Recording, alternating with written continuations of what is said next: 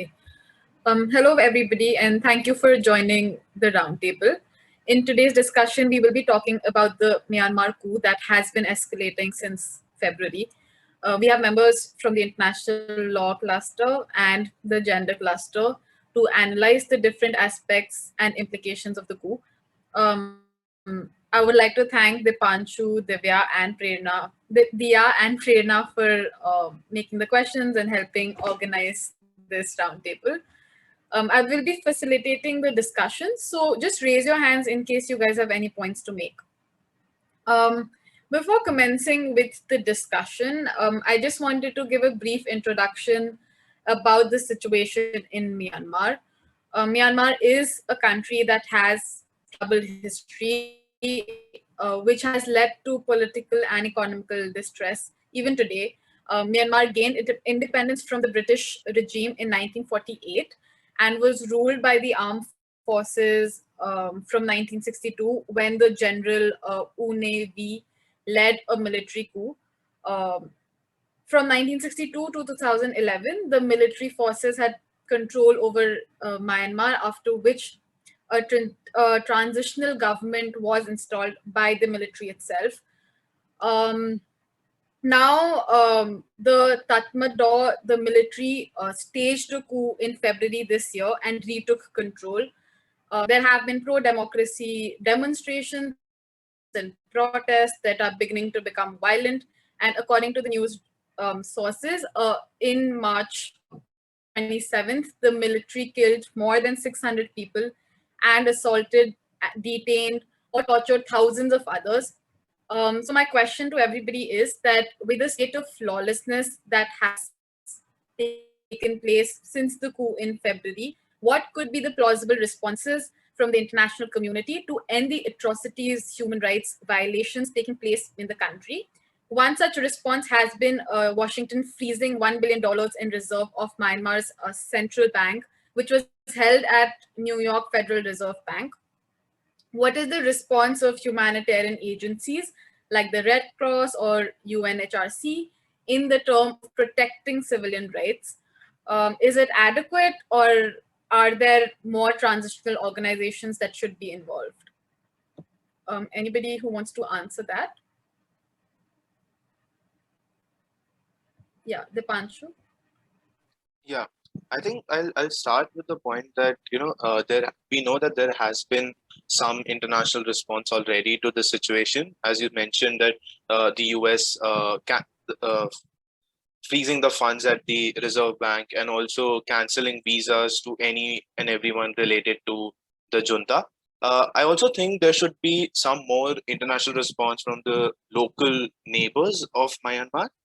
Especially, we have this recent move by ASEAN countries who at their summit plan to mobilize some humanitarian aid for Myanmar.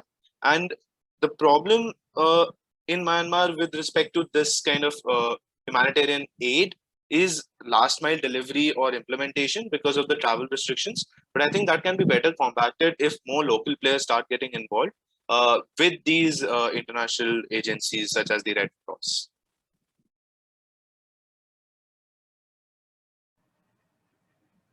Anybody else wants to respond to what Dipanshu said or has something different to say?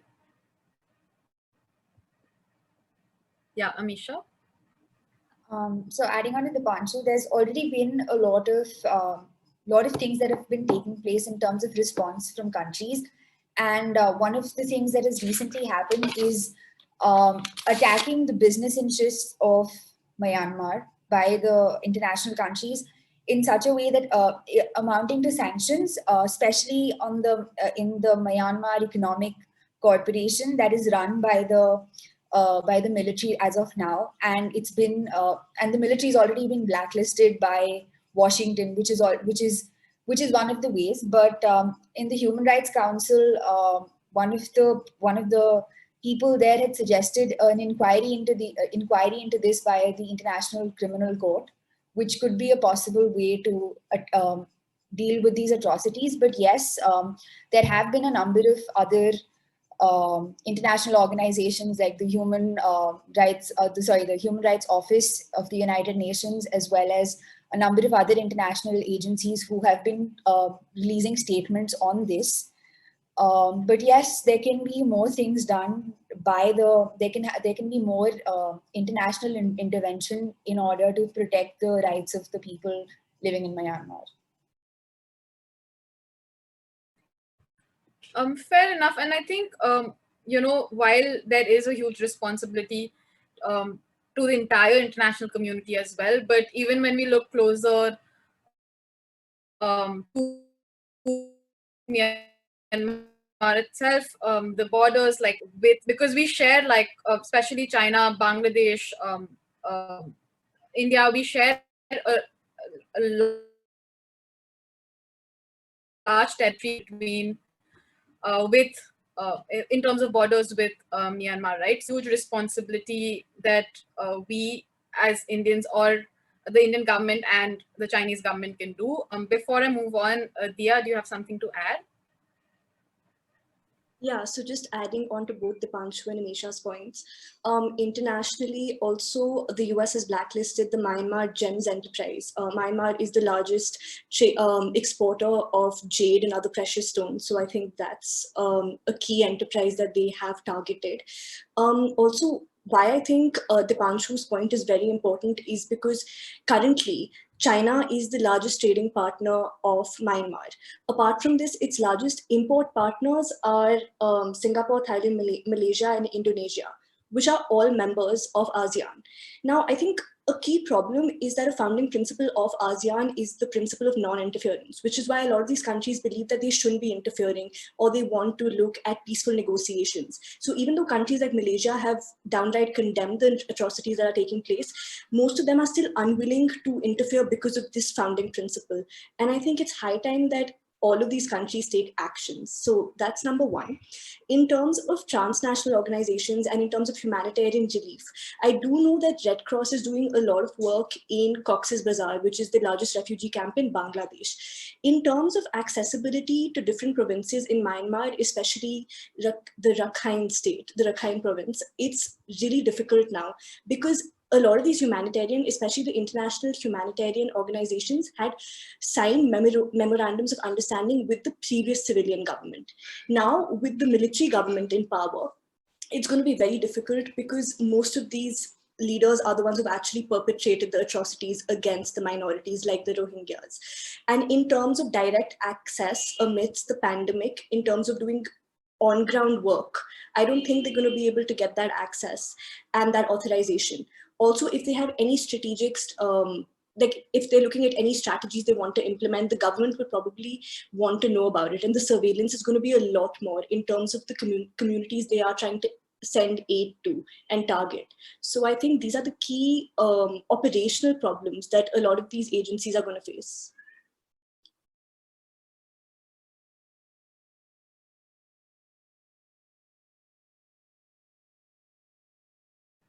Right. You touched upon saying of how because of the change in the rule as well. Initially, it was the military. Initially, it was the civilian rule, and now it's the military. That yes, there have been a lot of changes in the way the international community can intervene as well. And in fact, even China's response has been very neutral, right? Like they're somehow supporting civilian rule, but they somehow, because they issued a statement which says that they support the civilian rule and they want the democracy back.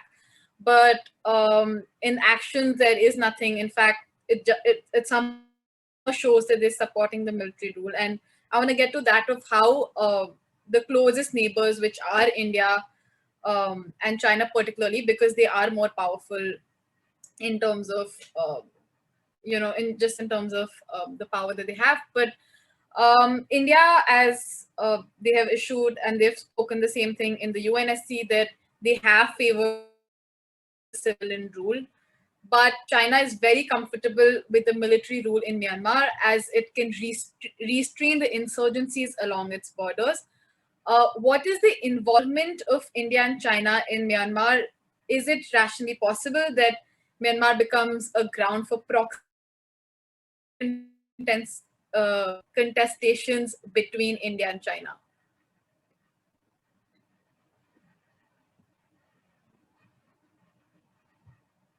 Does anybody want to answer that?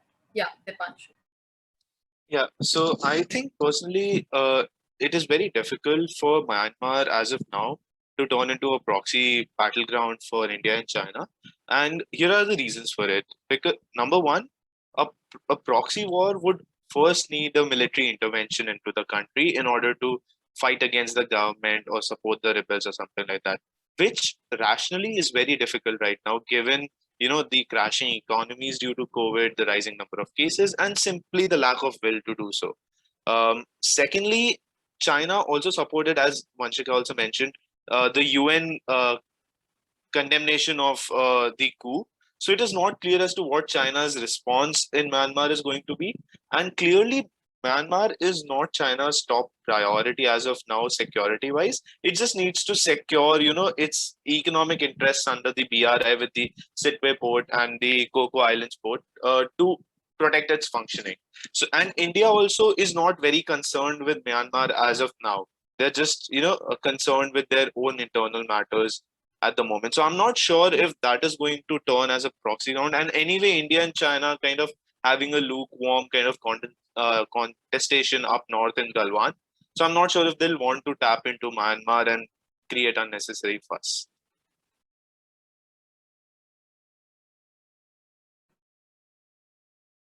Yeah, Amisha. Yeah, I just wanted to add to Dipanshu's point about their will to do so. I think with respect to India, one of the important things is that even though they've always supported having civilian rule, but after 2011, they have always been involved with the military regime in Myanmar for their work.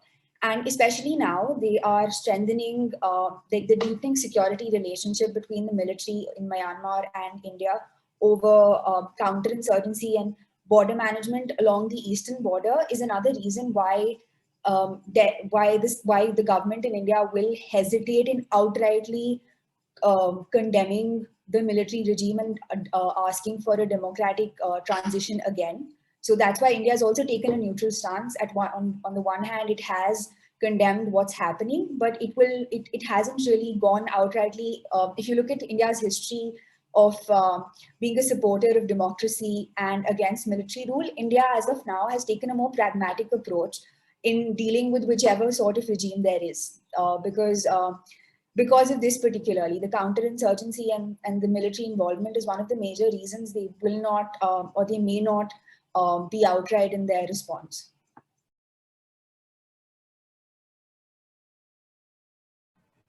Dia?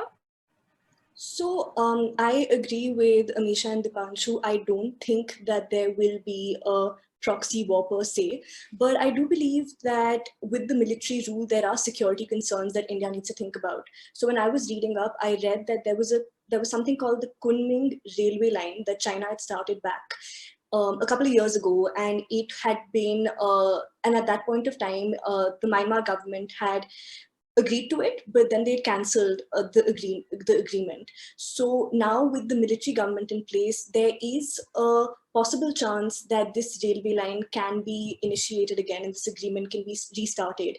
Now what it would do is it would give China direct access to the Bay of Bengal. And India has its Eastern Naval Fleet headquartered at Visakhapatnam, plus it has its only Chai Services Command situated in Port Blair. This would give China direct surveillance access to India. And I think that could be potentially a security concern. But in terms of a proper proxy war, I don't see it happening until we get further information. Right. And I think one more issue that, sorry, yeah, Dipanshu, go ahead.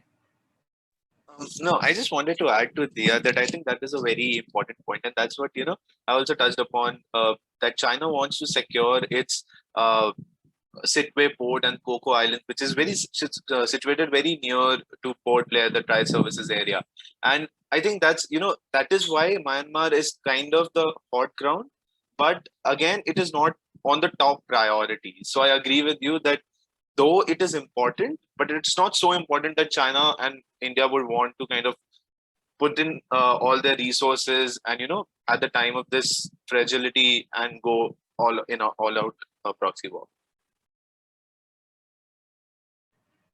I agree with both of you, and I think with again the COVID situations and just the priority that both the countries have, there does it is less likely that there will be any sort of very strict aggressive violence, or even like in terms of policies around Myanmar.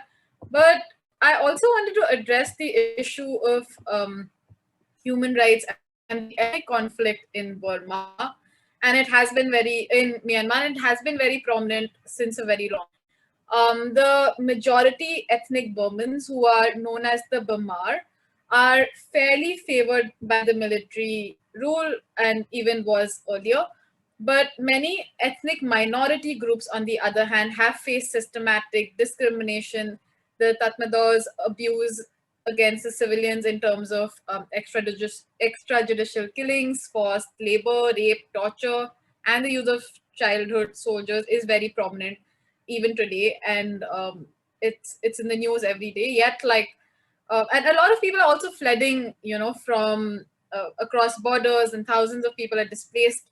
Most of these refugees in recent years have been the Rohingyas, as you guys mentioned, which is an ethnic Muslim minority. And they have, it's not just right now, even with the earlier rule, they did face some sort of repression, and it has been now as well. It's just been aggravated with the situation in hand. So in terms of like the international laws that we study in terms of refugees, what are the various rights of refugees under international law? And does India need to comply with the context of wanting to deport the Rohingyas, like Manipur and Mizoram? Is this more solely domestic security and stability? I'm sorry, am I not audible? Vanshika, do you want me to read out the question? Yeah, sure. Could you just read out the third question, please? Yeah, your voice is breaking. So, what are the various rights of refugees under international law, and does India need to comply with them in the context of wanting to deport the Rohingyas? India has shown its reluctance to take in Rohingya refugees coming from Myanmar in the past. Today, too, it is not allowing the refugees to enter India through border states like Manipur and Mizoram. Is this move motivated by solely domestic security and stability calculus, or is India trying to maintain its relations with the incumbent government in Myanmar so as to limit Chinese influence? Yes, dear. So I'll be answering the first part of this question. To give our listeners some context, there was a recent order that the Supreme Court gave where they have allowed the deportation of more than 150 Rohingya refugees who are residing in Jammu. And they've said following due procedure of law, they can be deported. Now, the problem is that the state allows this because they say that internationally, India has not signed two very important agreements. Number one is the 1951 Convention on Refugees, and number two is the 1967 Protocol, which protect the rights of refugees. So that's one reason that they've given to deport them.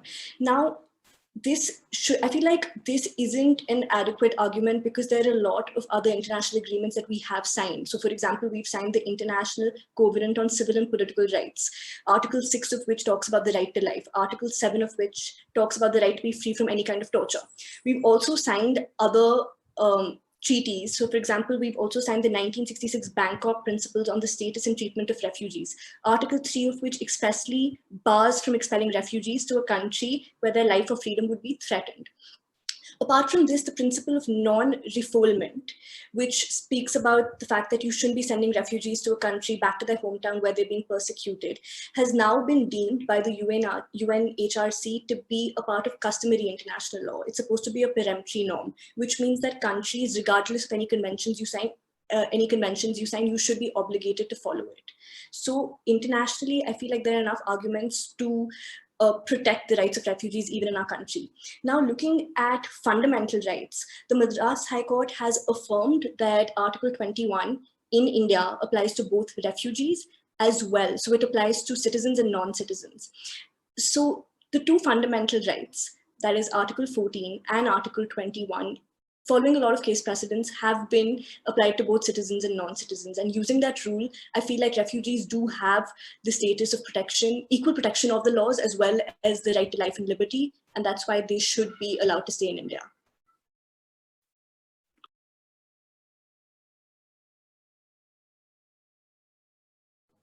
Dipanshu? Right. So I would like to address the second part of the point adding on to Dia. I think the reason that has been quoted often more than not for not allowing these kind of refugees is the domestic instability and security calculus by the center. And right now also, if you see several government orders, what has been said is the refugees would be given some kind of first aid if they are injured, and basic like some water, food and stuff, but they'll not be allowed to reside on our side of the border and or set up any kind of camps or something like that. So I think that is a very important thing to focus on, that there is still some kind of compliance on the face when you try to give out humanitarian aid in terms of first aid and those things, but at the same time you're not allowing them to stay or even apply for refugee status in India. And I think it is somewhat motivated by the security calculus of the nation, because as it is, we see that there's a lot of illegal immigration from Bangladesh into West Bengal, and especially those areas in the northeast. So the government fears that this is what the government cites, that it will try these Rohingyas try to add to the instability of the region and also become liabilities. But there's no there's no evidence to verify this has been provided. So I think this is quoted to be fulfilling the security calculus, but I'm not too sure as to what the government is trying to do with it. And as we have already mentioned in the previous discussion, that India is trying to foster its ties with the Myanmar government, and I think that is also keeping in mind the local international politics, especially with the rise of China. India wants to counter that, and as we have already kind of discussed, how China is increasingly focusing on getting hold of the Bay of Bengal region. Myanmar becomes an important kind of a player for India to check China's influence. Just adding to what Dipanshu said, I just think that even like the Rohingya, the entire community itself, because the fact that it's always been treated in suppression, even in the country. In 2019, Miss Suu Kyi appeared before the International Court of Justice, and she denied the allegations that the military had committed a genocide against the entire community, right? And I think the fact that Dipanshu briefly touched on it, but the fact of it, the domestic instability within the, in the entire community itself causes a lot. It's like a double oppression sorts, that the country itself is not willing to take that sort of a responsibility of that particular community or the ethnicity, that sort of aggravates the situation even more when there's a time of crisis like this, which is now. Is there anything else? Amisha, do you want to add on to something? No, I think I only had the point about how both the civilian regime and the military regime were sort of involved in the genocide against the Rohingyas. So that is one reason we could possibly hint at being the underlying implication of why India hasn't really responded outrightly to that controversy. But I think everything else has been covered.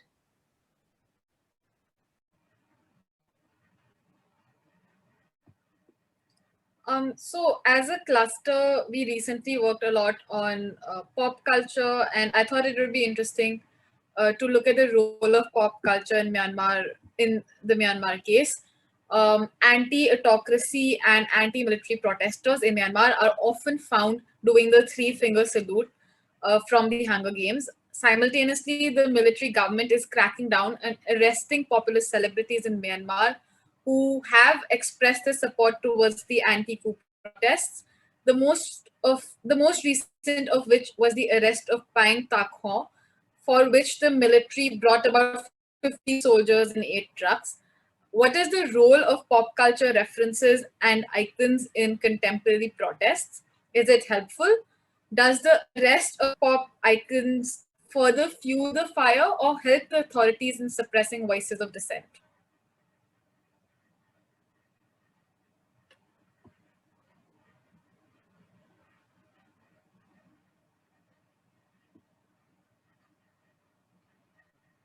Does anybody want to?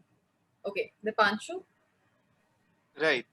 So the three finger salute that we're talking about is often construed as, a pro-democracy symbol, and its origin it was first seen in the 2014 pro-democracy protests in Thailand. Then it also kind of moved to the Hong Kong protests, and now it has reappeared in Myanmar.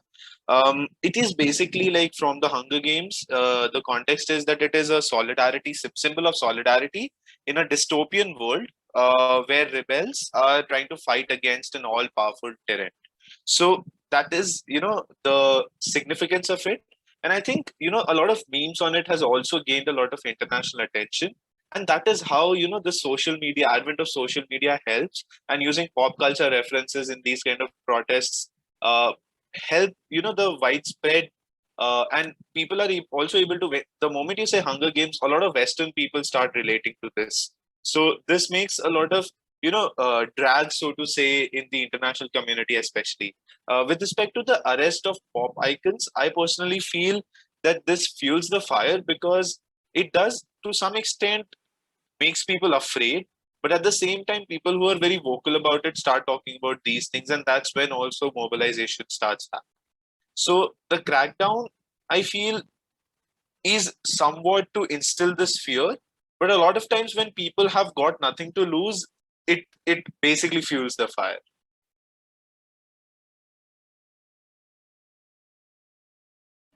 Dia? So, adding to the Panshu's point, I think pop culture references are super interesting. And there are a lot of hashtags that are being used on Twitter. For example, there's one that's going around saying what's happening in Myanmar. They're also using figures like Pepe the Frog that has been used in the US to represent the far right. So it's being used in the context of a dictatorial rule. And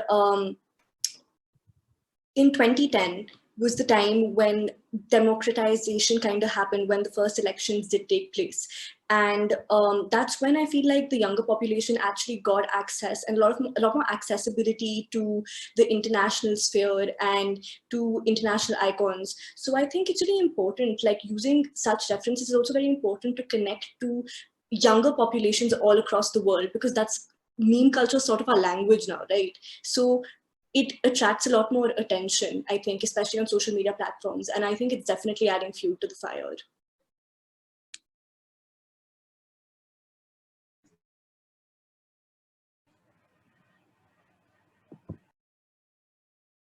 Yeah, Misha, I think her internet's bad. Yeah, so I just wanted to add that, I mean, pop culture references can have a unifying effect because they provide a sort of familiarity and validation that helps in the formation of a group identity. With respect to the other part of the question, that how does the arrest of pop icons further fuel the fire, or does it help in suppressing authorities? I think that the reaction of the arrest of a popular icon honestly depends on the context and the state of institutions in a particular country. Arresting someone like Rihanna in the US, where freedom of expression is valued, will result in the intensification of the protests, while arrest of an icon in, say, China will not be that big a rallying point as, say, somewhere else in the world. And we cannot, obviously we cannot generalize it, but I think some of the two things that honestly matter is the uniqueness of the icon and the range and intensity of their network. And secondly, on the ability of the government or the rulers to silence dissent. This will somehow impact on, have a great influence on whether the arrest of a pop icon further fuels the fire or helps authorities in suppressing the dissent. Sagara?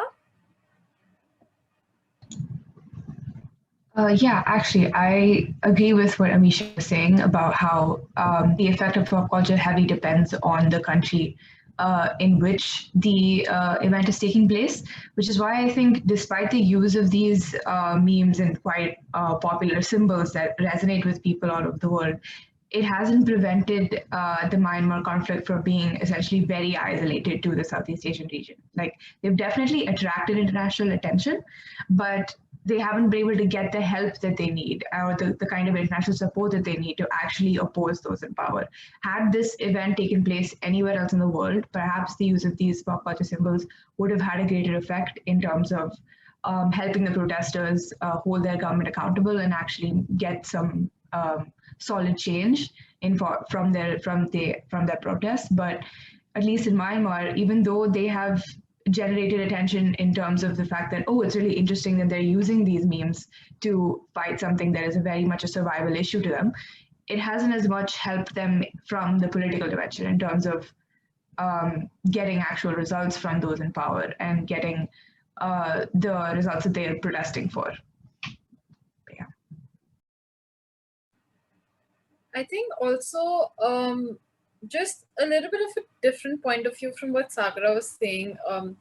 But maybe it's also about, because if you see the hashtag or just the social media aspect of it, even the farmers' protest, the attraction that it got from the international community again was huge, right? But it also, I think, depends on how much the government is reciprocative to such things, because you don't know what the military government or the military intervention in Myanmar will respond to this, right? While I know that it's a very open-ended question and we might see, different things panning out differently, but it's very like, I'm not sure how much, a social media, I mean, I might be wrong, and it's just like something that I want to ask you guys as well, but do you think social media can really make that change in terms of, if the government is not as responsive to the internet, do you think it can create that sort of a noise that may be able to get that attention to a country? Dipanshu? I really think so, because with the rise of Twitter diplomacy that we have seen, especially I think post the Obama era, it a lot of nationalistic sentiments and a lot of official statements also have been started coming out on Twitter, with embassies, the foreign ministries, the state departments posting stuff online. I think it does two things. It makes everything very accessible and at the tip of your fingers, and at the same time to a very wide audience. Like, it is very open ended. So I think that is why it can significantly rally attention. But at the same time, I think it was Sagara who mentioned that had this protest been in some kind of a Western country, it would have had more influence. So I think there's some bias also that that plays into this visibility algorithm. Prerna, you want to go next?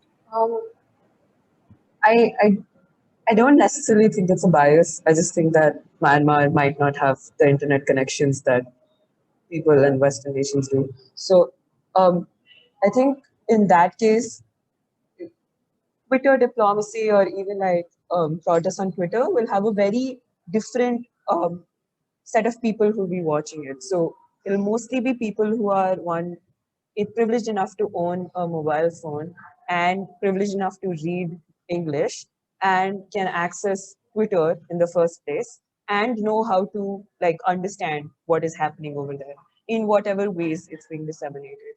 So I don't think it's a particularly bad thing that people on Twitter are tweeting about it, but I don't think that the kind of impact that, say, because it's a military regime, right? A military regime means crackdowns, and the first thing they crack down is on dissent, and dissent is what? People writing. And so I don't particularly think that people on Twitter caring in Western nations about what's happening in Myanmar is going to have a very direct impact to people in Myanmar who are being affected by the protests right now.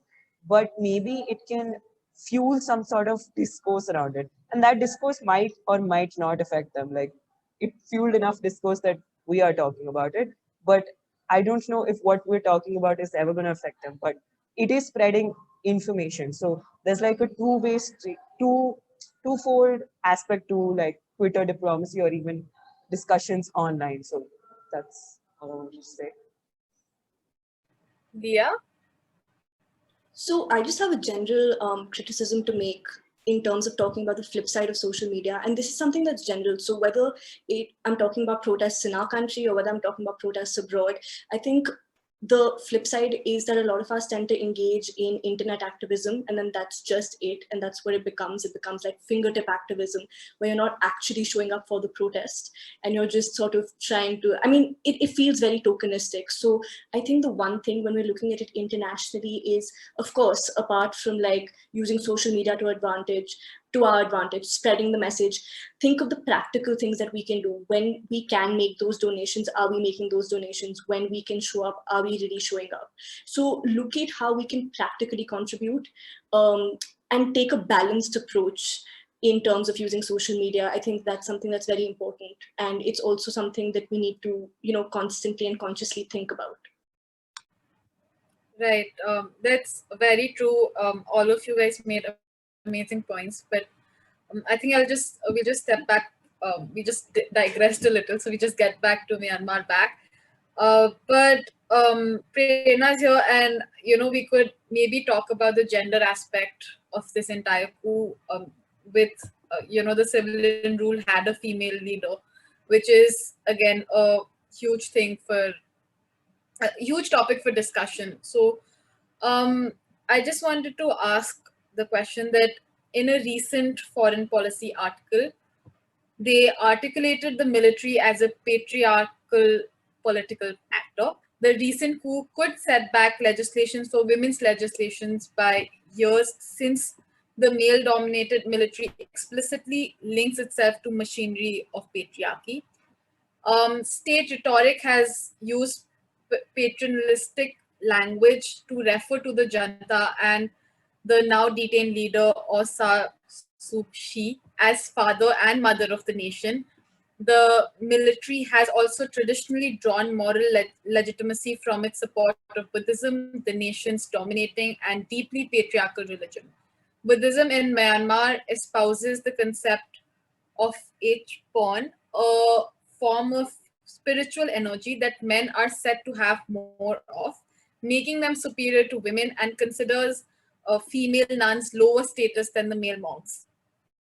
Women have been at the front line of the protests in Myanmar. Perhaps the question then is, was the coup fueled by the absence of women in politics? Could we make a causal link?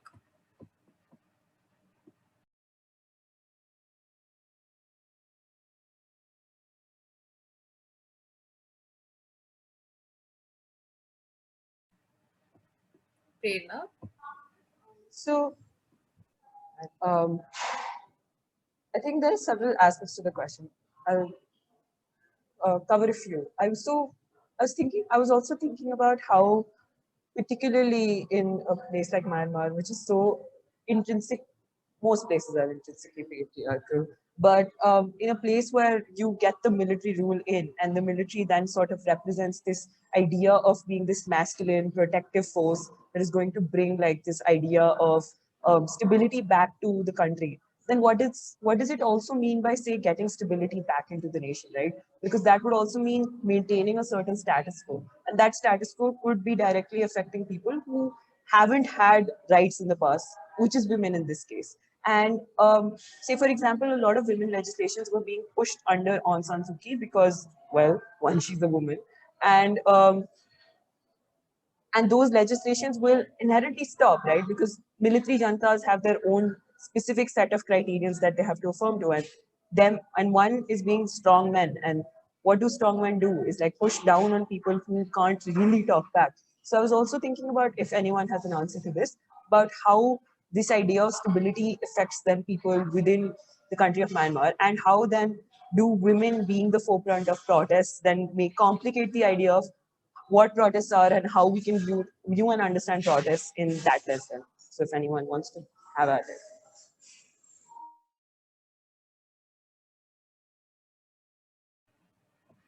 Does anybody want to say? Sagara?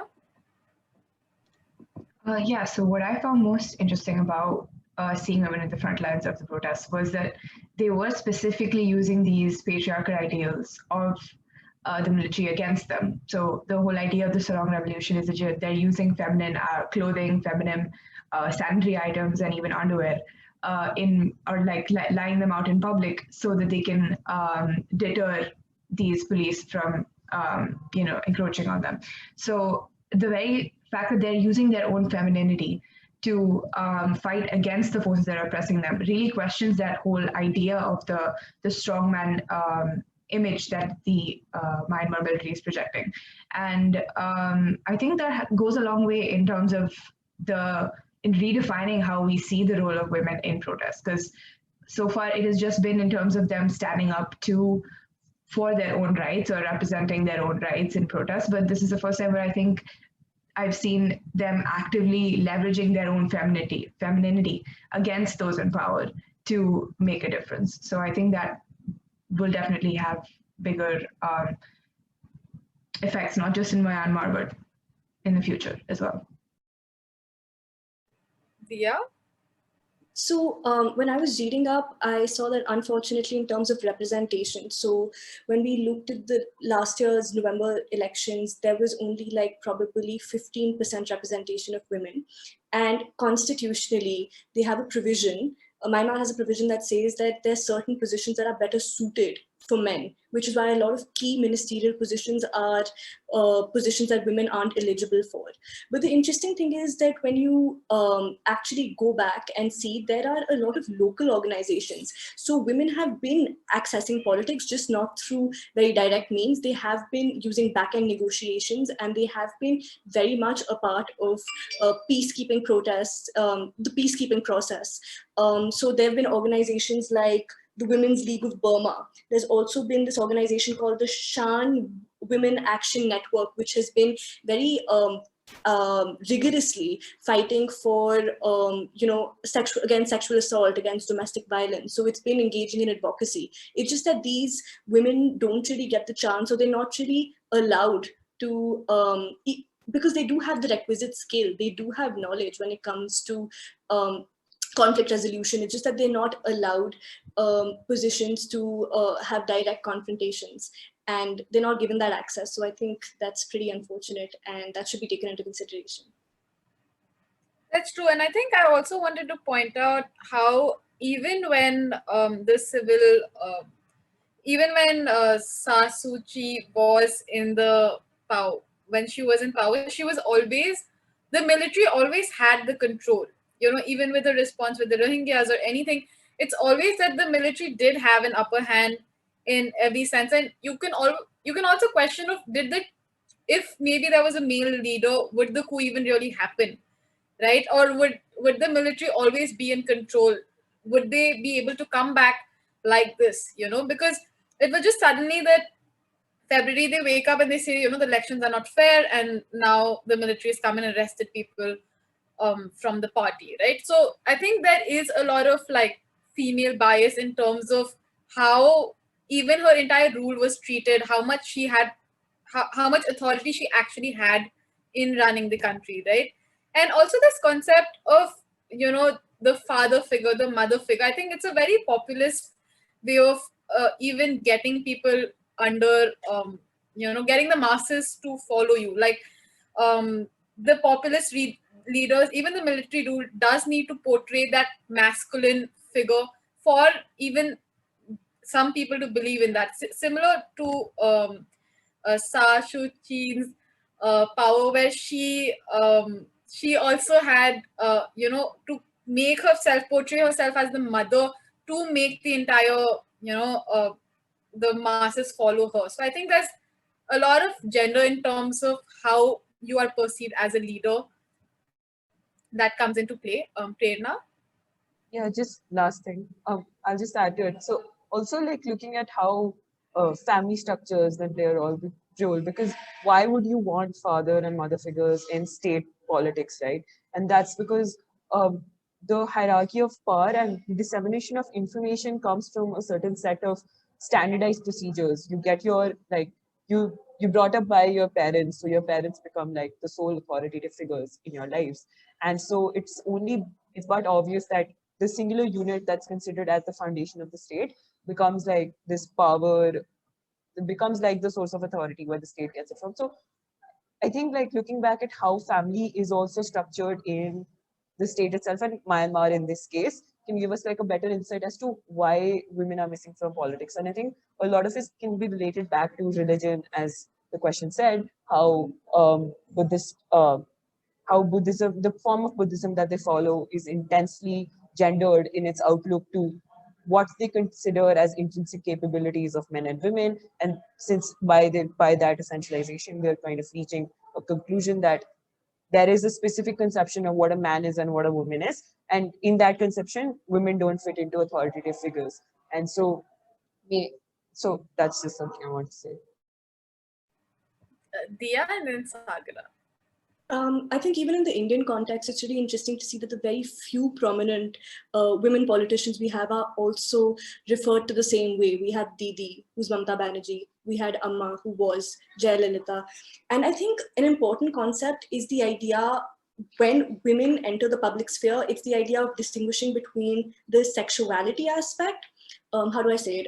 It's the idea of making a woman's sexuality safer when they enter the public sphere, which is why, again, giving them connotations of mother and sister just makes it a lot more palpable for the masses. And I think that's a very important idea that all of us should try to analyze.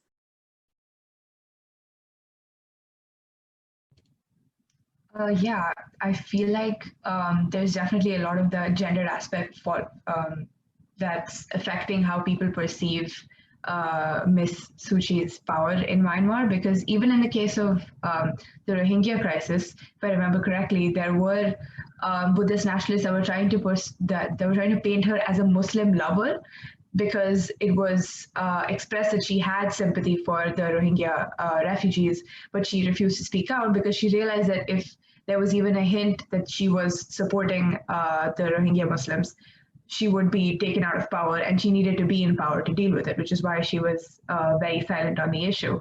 But that portrayal of her as a woman who would naturally have empathy to these people who didn't deserve empathy, at least in the eyes of the Buddhist nationalists, definitely undermined her power as leader and definitely restricted her from being able to really rule the way that she wanted to rule. And for within Myanmar, it was good for her own optics, but outside Myanmar, obviously, was disastrous because people were shocked that somebody with a Nobel Peace Prize did not speak about the atrocities that were happening, in their backyard.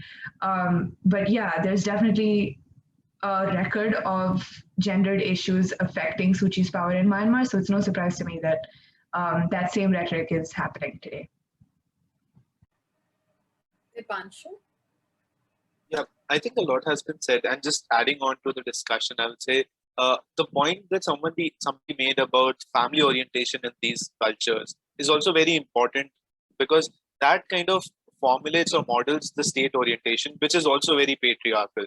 And as we have discussed at length, that Aung San Suu Kyi's, though she was the head, she is the head of her party. A lot of top ranks are reserved by men. So, and still that goes to show that, how much power does she have, or is she just like a face that they have put to the government? And I think that is also very important when we're talking about, the entire gender aspect of this protest. And a lot of female protesters, we see that the military that has been cracking down on protests also kind of tend to oppress more. And, there are very brutal killings of these kind of people, especially who are from the ethnic and the gender minorities. Right. Thank you so much, guys. I think it was a great discussion. And sorry for butchering the pronunciations, but I think overall we had it. I mean, we learned a lot. I learned a lot from you guys. So thank you so much for joining in.